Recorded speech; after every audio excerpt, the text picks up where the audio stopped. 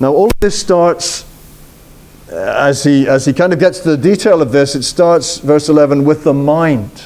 The mind. There's no one righteous, not even one. There is no one who understands. And here we're in the world of the mind, aren't we? This is the mind. We don't really understand. And we don't seek, and we've turned away, verses 11 and 12. I think these are all kind of things we do in our minds. Or we don't do. No one understands, no one seeks, all have turned away. We turn away from the living God. And he's not denying here that we're religious. He said very clearly in chapter 1 that everyone is religious. Everyone needs to worship something. And if you don't worship the one true and living God, you'll find something else to worship. You'll find something else to throw your life into. It might be a celebrity. You know, Taylor Swift, or maybe Donald Trump, or maybe it's sex or pornography, and you'll throw yourself into something, and that will be your God, and that's what you'll look to really satisfy and save you. Romans 1 makes it very clear that that's what we do in life. Maybe it's a video game that you throw your life into. All have turned away, they have together become worthless, verse 12.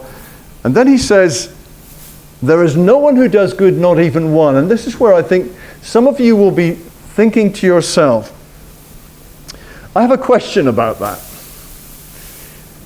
Really, Paul? No one does good in the world? Surely you've gone too far this time. Plenty of people do good.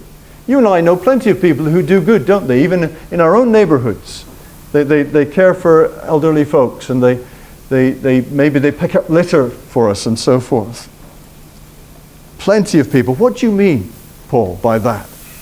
Remember two things as we look at these words.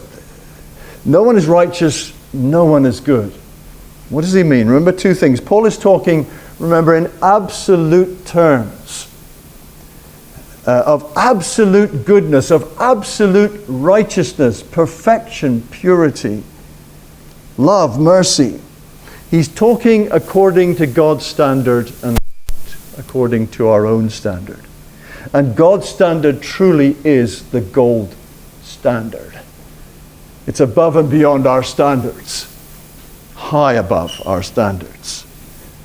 By our own standards, we might look quite good. Maybe even by other people's standards. Maybe by society's standards in general, we might look quite good, quite respectable, quite nice people. But against God's standard, the ultimate standard. I may have mentioned that I was in, a few years ago, in my primary school, I was the fastest sprinter, and that was for the 100 meters. And so I was put in to run on the county sports day for my school in the 100 meters. I think also in the 4x100, but anyway, in the 100 meters.